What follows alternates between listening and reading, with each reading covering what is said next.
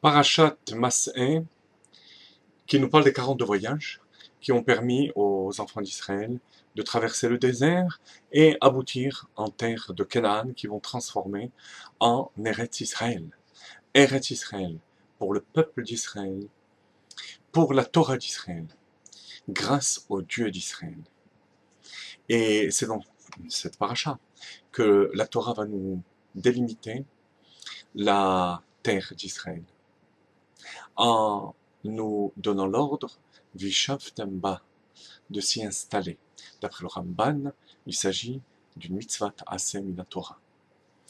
Le Rambam et d'autres décisionnaires considèrent que cette mitzvah ne s'applique qu'à la conquête, jusqu'à la destruction, et elle reprendra effet lors de la venue de Mashiach.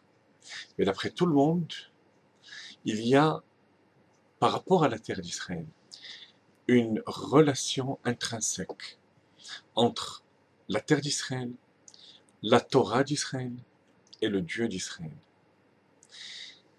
Et on peut analyser cette relation de la manière suivante. La Gemara nous raconte dans Ktubot, on a eu l'occasion d'étudier l'année dernière dans le En Yaakov, la manière avec laquelle nos plus grands maîtres chérissaient la terre, embrassaient les pierres, embrassaient le sol, se roulaient dans la poussière de la terre d'Israël. Il s'agit là de la Kdusha, de la sainteté de la terre, du caractère sacré, conséquent au fait que la Shrina, la présence divine, réside sur la terre d'Israël.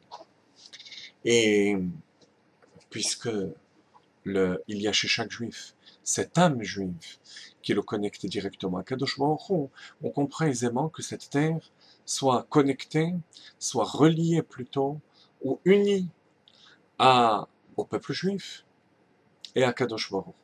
Il y a un deuxième aspect moins connu et très important, fondamental. C'est la Bechira, le choix, l'élection de la terre.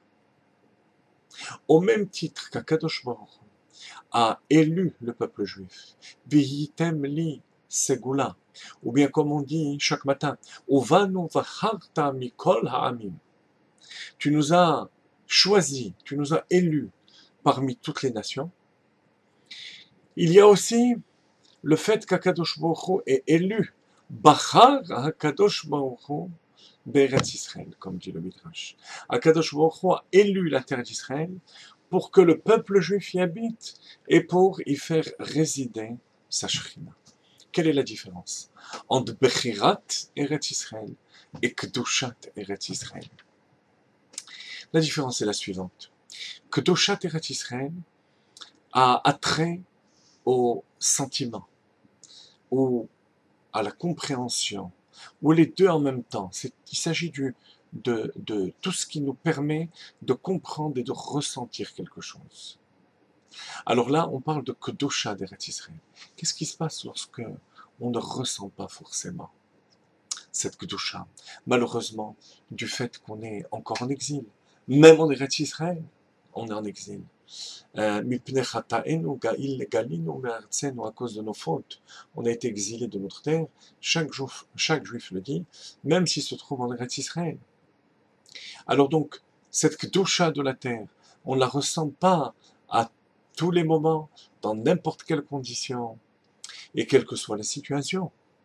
Alors, c'est là qu'il faut faire appel au deuxième lien, encore plus fort, encore plus fondamental, que Akadosh Baruch Hu a avec cette terre d'Israël, c'est l'élection de la terre pour le peuple juif.